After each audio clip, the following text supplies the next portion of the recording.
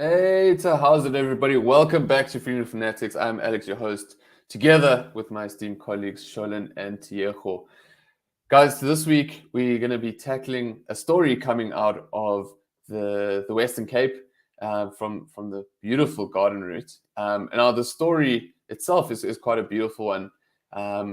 Often we deal with some quite depressing stories, some not so lacquer stories, but this week we want to highlight also some good news. And this one actually comes from Good Things Guy, which is a great site highlighting good news stories coming from across the country. So this one is about a young female boxer who her name is Anati Mbalo, and essentially she started boxing in 2019 in order to lose weight, and she started at a local boxing academy called the Masipakame Boxing Academy, and she grew to really enjoy it, and then she went on to fight in the National Boxing Championship in Durban, where she won the middleweight division. So before we jump into it, I always love getting your guys' impressions. So Tiago, I'm going to come to you just on this one. What's your kind of your takeaway from this story? Well, I think this is a wonderful story. Here in front of us is a young person who is quite talented and quite skilled, and they are using their talent and skill to do something. And I do hope that society will come together to assist with funds so she would be able to travel around the country competing in competitions, because she's really, really doing well, using her talents and skills to put food on her table, to lose weight, and to keep herself busy. I think it's a good story to tell. For sure. Sure. The thing that struck me about the story was where the girl herself speaks about the growth in self-esteem that the sport gave her. And I think it's sometimes, we often talk about the freedom to play, the importance of people having opportunities, but self-esteem and character development can help across the board in societies, especially where there's a lot of strife and a lot of difficulties in bringing dignity back into the household. Yeah, no. One of the things I love about, especially the fact that it's a boxing club that they have, is that we're actually starting to see alternative sports, actually becoming popular in communities. Because, in townships, the primary sports that people usually go to is like you have to play soccer, you have to play rugby, or cricket. But now we're actually starting to see sports like basketball, like boxing actually starting to become popular, and are popular alternatives actually to these mainstream sports, where people who are maybe not so skilled enough to play these sports actually have a range of sports that they can not only partake in, but actually take the initiative to start in their communities.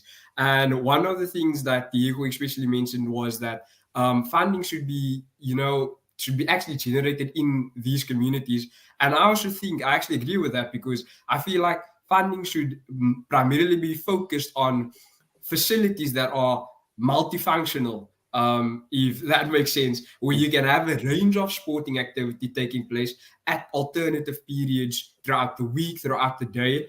And that actually creates more opportunities for kids to actually be taking a part in productive extracurricular activity than, because kids the youth usually get up to a whole lot of stuff if it's not, if that energy is not going to be directed into something productive like this.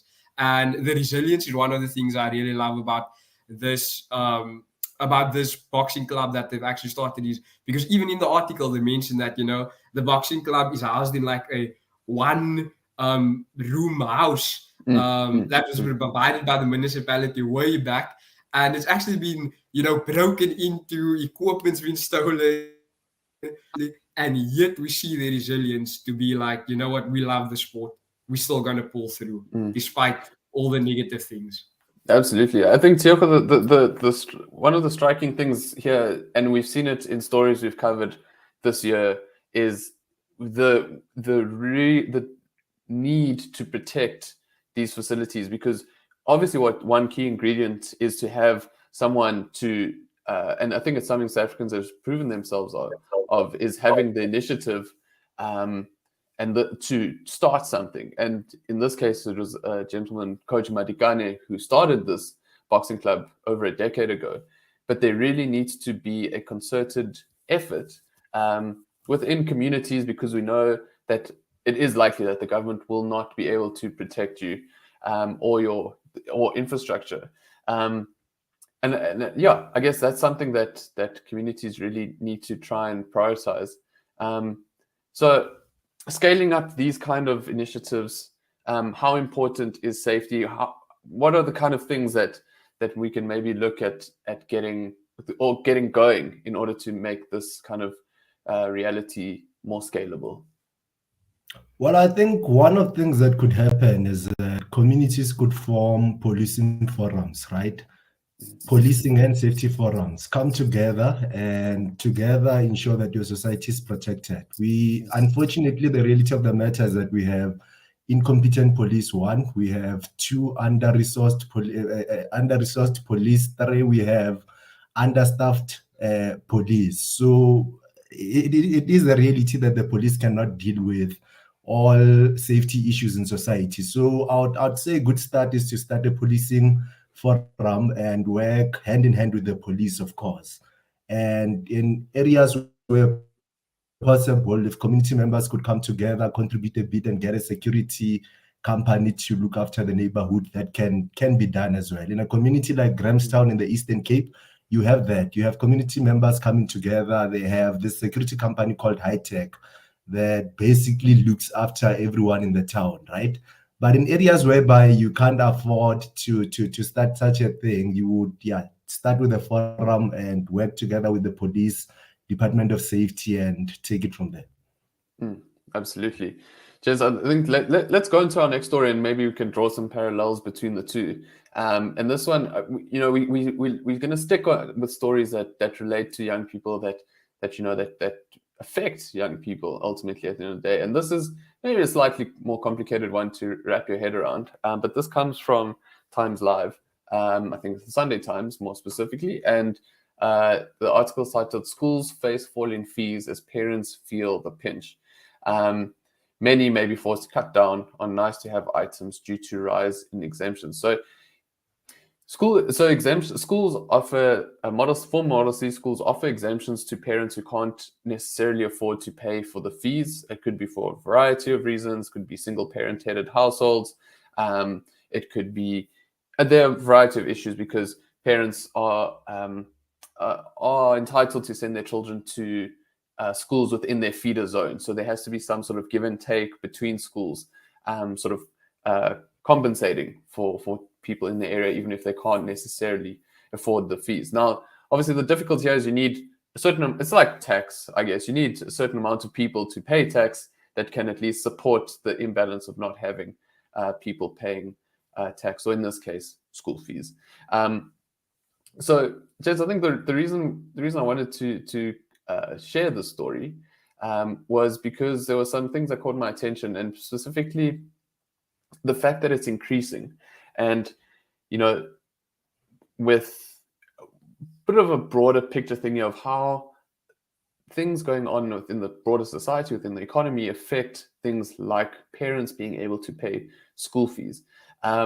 So what my takeaway here was that, you need a robust economy. You need economic growth in order for people to have money in their wallets to pay for things like education, which is a pretty basic sort of household, I guess, expense. So, Sheldon, let me start with you here.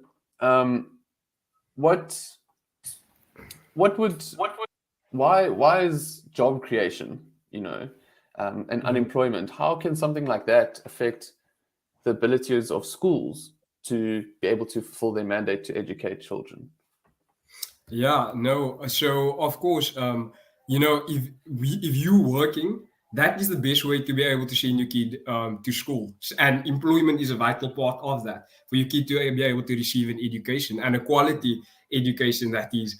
And in South Africa, we already have extremely high unemployment rates, whether it's for youth or for the general population. And that makes it really hard for people to actually receive an income to even just afford the necessities in this country. Because in South Africa, we know that firstly, our taxes are already high, and then we need to struggle with a high cost of living in the country, which makes it even more difficult for parents to breed. And I mean, any parent, their primary responsibility for them would be that my kid needs to go to school, my kid needs to have an education so that they can have a very positive or prospective future that they will be able to achieve with that education. And in South Africa currently, we are already struggling, getting the basics, being able to pay for the basics. Having to pay for an education is even more difficult. And I mean, something we're possibly going to discuss is the education, the school vouchers. That's actually a proposal by the IRR that actually helps to alleviate that pressure from parents by making use of the taxes that parents already pay, and actually giving it back into their pockets to help them have a sustainable money basket that they can use for the kids' education. Yeah, I'm going to circle back to the education vouchers, but I think Tiago, one thing I want to draw in here is the idea of ideology, worldviews, the way that policies at a government level affect people. And we're going to touch on it in burning questions, just to give you a little bit of a taste on that. Is here we're seeing how maybe you can explain to us how having policies that empower individuals and parents rather than having the government pay or distribute these funds, how that helps to build societies that are sustainable, that grow futures that allow children to actually get a proper education and allow parents to provide their children with access to good education. Well, the good thing about the voucher system is that schools, when you do have such a system in place, schools know that if you don't work hard enough, then you're not going to make an income, right? Or you're not going to maximize your income. For you to maximize your income as a school in an area where you have the voucher system in place, you need to take in as many students as possible. And for you to be able to take in as many students as possible, you obviously have to offer quality education that people want, that people demand, and that people end up coming to get. So part of how they're having such a system would assist is that you won't have schools being allocated huge amounts of money, even though they are failing at delivering basic quality education. So such a system would allow for teachers and schools that are working hard, that are delivering the best quality education, to benefit the most and get the most resources so they can continue to run their business as smoothly as possible. Effectively, I mean, Tiago, you often make the comparison of government to being a big business. And I guess the exact same goes to schools, and the free market is that you reward those who offer a superior service at a price that you're willing to pay, a kind of willing seller, willing buyer system. And it's not necessarily that you need the best resources to offer the best education per se. But Charlene, give us so Tiago's touched on the idea of competition in helping to improve education. Do you want to give us, like, in 30 seconds, maybe the kind of elevator pitch for a school voucher, and maybe like in your neck of the woods, how it kind of would work? Yeah, so I'll try my best to give an elevator pitch on that one, Alex. So essentially, the school voucher is based on the fact that, in South Africa, our education system requires a lot of money, and it makes up the majority of the government spending, actually. And the government spends approximately more than 400 billion rand on education alone. And yet in South Africa, we do not see sufficient results. And some of the stats that we see from the Center for Risk Analysis shows us that, less than half of pupils who start grade 1 actually end up passing matric we see things like only 3 out of 10 libraries in public schools actually have a library, you know, and that is not sustainable or helpful at all. And so what the school voucher system essentially suggests is that we should take that money that is being mismanaged by our education department, by our government, and we should instead divert it to parents and give it as a voucher to parents, to which they can then take, and then they can choose between schools where they actually feel that their kid would be suited best because the facility, you know, actually offers a proper education for their children. And what that will do is that teachers and schools across South Africa won't just get money all willy-nilly. Money won't just be thrown at the problem, but the schools will then actually have to compete against one another to actually say, like, no, parents, come here to our side, to our school, and we will bring that vouchers here, because then we will actually be able to give your kid the best education in our region, in our city, or in our community. And I mean, in a place like in Cape Town where I live, I mean, like, there are really well-performing schools, whether private or public, and then there are schools that are just failing miserably, where things like school governing bodies are not sufficiently in place, where parents are not really involved. And those parents will actually, maybe poor, stuck in those circumstances, can actually take the kids out of those failing schools and direct them to more better functioning schools where they know that the prospects for the kids will be better. And I hope I did the school voucher policy justice right there. But that is essentially what it is, yeah. It's essentially taking the money out from bureaucrats and putting it in the pockets of parents. So, Tiako, final thoughts before we wrap up this episode. Some correlations between the two stories. On the one hand, we've got communities doing things for themselves, making do with very minimal resources.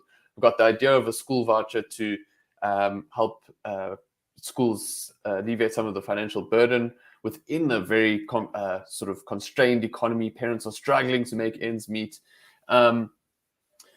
Your final thoughts before we move on to burning questions with Mbali. Final thoughts: free market economy, free market economy, free market economy. Allow individuals to do whatever they'd like to do, generate money however they'd like to generate it, so long as it's within the boundaries of the law, so long as they are not stepping on anyone's toes. Allow people to get education from where they want to get it, so long as that education is being paid for. I mean, allow the free market to regulate itself. People must make their choices, and based on demands, services should be supplied. I think that's essential tie-in theme between the two stories. That people should have the freedom to excel in whatever field they want to excel, be whatever they want to do, go to wherever they want to go. It's their own. It should be their choice. Absolutely, yeah. And I guess it should be the at least a large duty of the government just to keep people and property safe. So I think on that note, guys, remember you can follow us at Badger of Liberty on Facebook, Instagram, Twitter, and what else have I missed? TikTok? Yeah, catch us on TikTok as well. And remember, guys, your freedom is worth fighting for. Stay tuned now for our next little segment with Mbali on burning questions.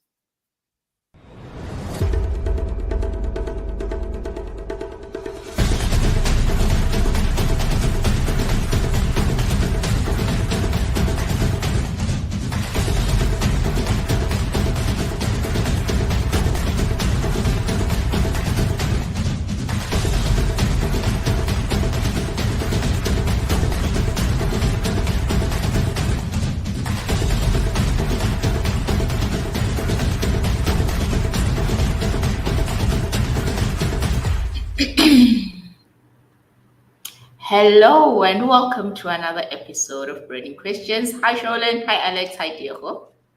Hey Mbali, thanks for having us.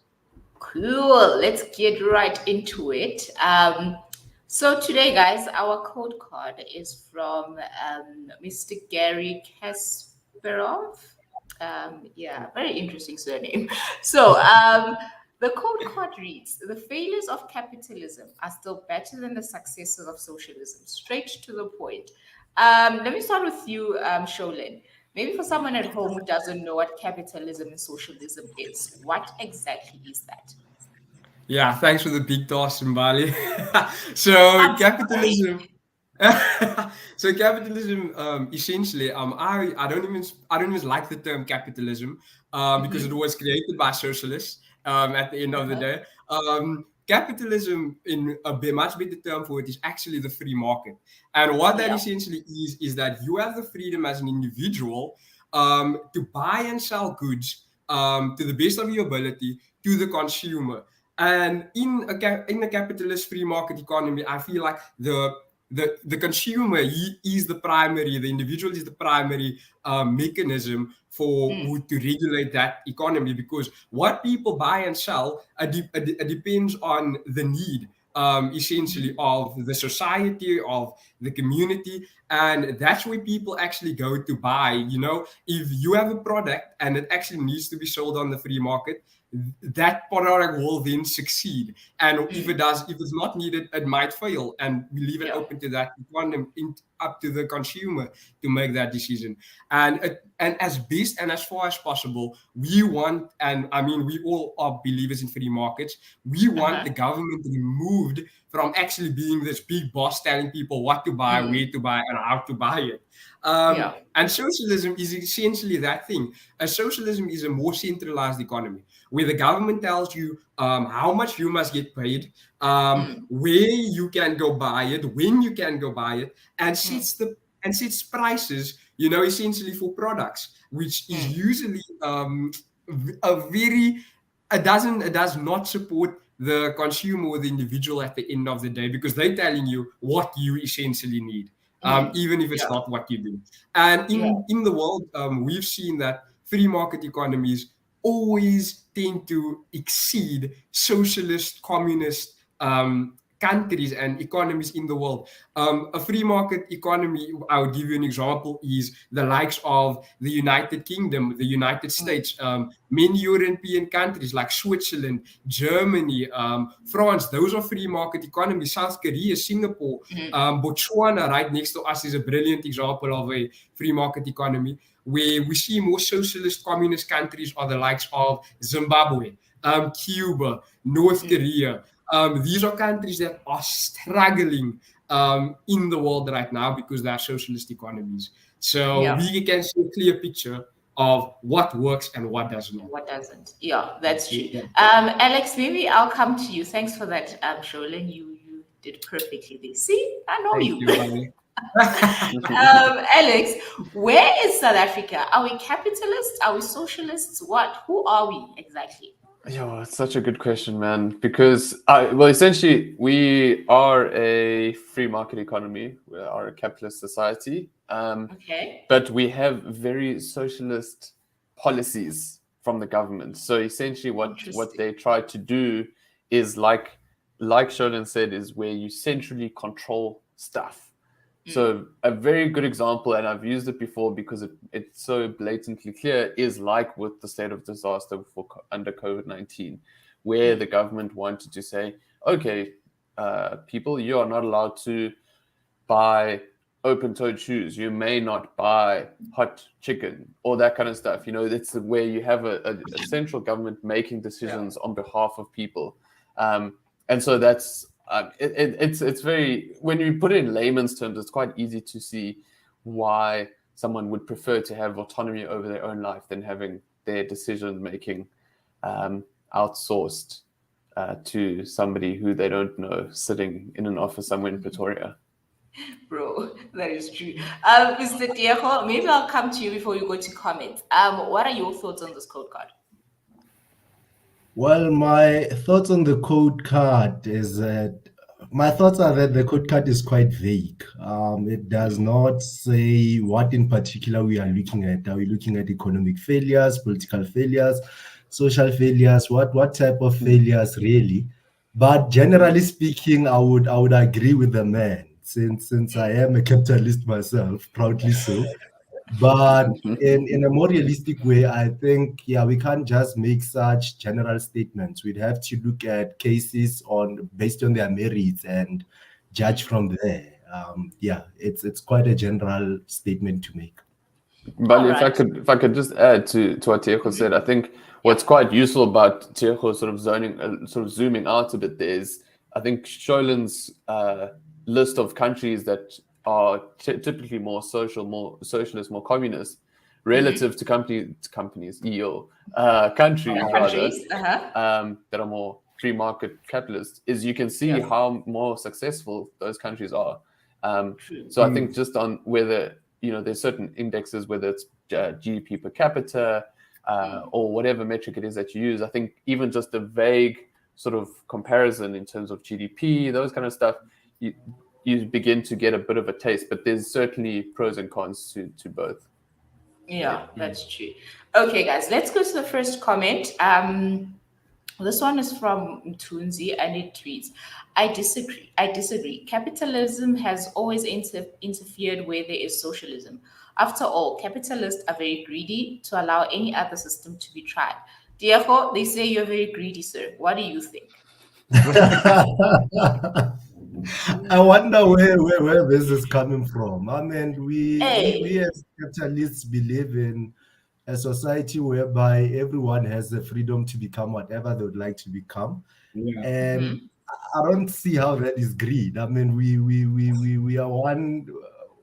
are the one people who really are for everyone, would really love to see everyone excel, rather than a few people excelling and the rest of the people not doing well. Socialism, in a socialist system, for example, you have the politically connected and the political doing well in such a system, whereas ordinary citizens are not doing well. So we are the one people who want to see everyone do well, and so it's this is contrary to the truth. Okay. Yeah, I can I add on to what Diego just said? Like, that was actually brilliant, because many times what we see even in countries that are more capitalist is that you can in the United States or in South Africa or in Western countries more specifically, you get capitalists and socialists abundantly.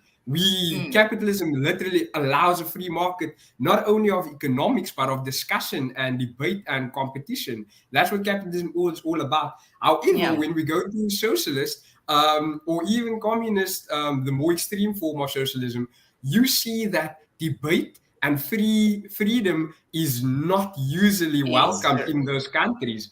And that's the ironic part that I find about that, where capitalism it tries to maximize freedom. Socialism tries to take away as much freedom as possible and to remove that free debate, that free speech, where we can actually disagree with one another. Yeah, that is actually true. Let's go to our second comment. These comments are fairly kind of similar, and I feel like the people commenting on our social media are very socialist, unfortunately. So this one is from Bliss. I'll use the second name. This one says, nearly all socialist systems were crushed by greedy capitalism, so we'll never know. Alex, I'll give that one to you. No, I think the thing is, in the early 1990s, there was obviously the falling of the Berlin Wall, and that was the end of the Soviet Union, which was a very socialist system, or society rather, and that was replaced by free market policies, free market economies, free market government. So I think that's the thing. Is for me, when you speak about capitalism, as Shonen said, to rather think about it as the free market. Market is just a synonym for choice, free choice versus sort of central choice. So I don't think it's more just a thing of that people. Yes, you do get greedy capitalists because people have ambitions, and people are flawed and want not necessarily do want to get themselves ahead of others, but ultimately, when you have a society where people build wealth, where people create and add value, and people are rewarded for the value that they add, it benefits the whole of society. Like we're speaking about in FANatics, where if everyone is doing well, then there's more money to go around. There's more money to be spent on, like in schools, you don't just have to provide an education. You can also provide extracurricular activities. You can build more jungle gyms. You can build more boxing facilities for people in rural areas. So Yeah. I don't think it is not an active thing that people try to eliminate socialist society. It's just that ultimately better ideas win. No matter how long it takes. At the moment, what are we, 27 years into democracy, but with very socialist policies, I think we're going to see that it will probably be the fall of the ANC, and with them will go their socialist policies.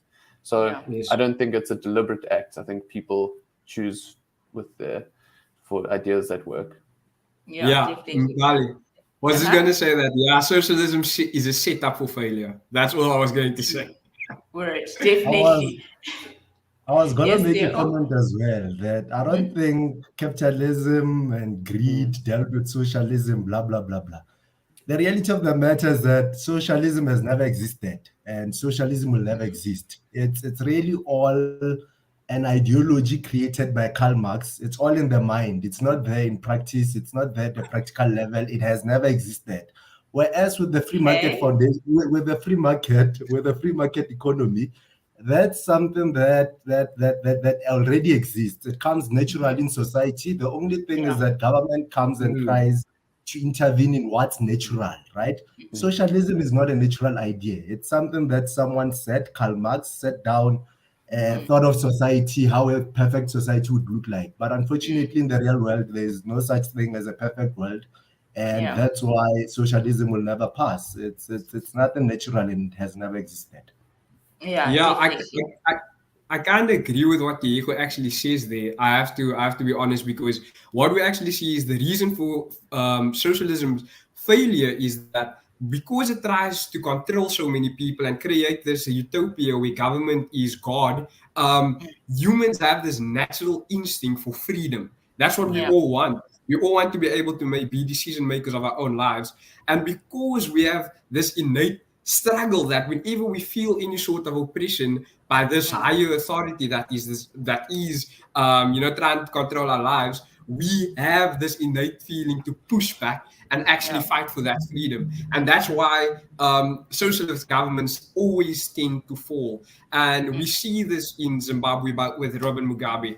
We are going to see this with the ANC. We've seen it with the Soviet Union, that they are just not able to last because the people eventually realize that, our freedoms are being taken away from us. Definitely. Alex, any last words? And then we'll go to you, Diego. No, I'll hand over to Diego. It looks like he's got a pearl of wisdom to share. Oh, no. I just wanted to say that, I just wanted to explain the point that socialism has never existed before, right? Point to me one country whereby you have had everyone from the president to the cleaner to the medical doctors being equal. We have never had such a situation before. But with the free market, we have had situations whereby someone with their natural skill, they are able to turn into this and that. Out of working hard, they're able to turn into 3, 4, 5, 6. That's something that exists. Now, socialism doesn't exist. It's all in the mind. That's what it is, really. And that's my essential point, sure. Yeah, definitely. Guys, you heard it first here from Fan. Socialism doesn't exist. Guys, thank you so much for joining us on this episode of Burning Questions. Do remember, your freedom is worth fighting for.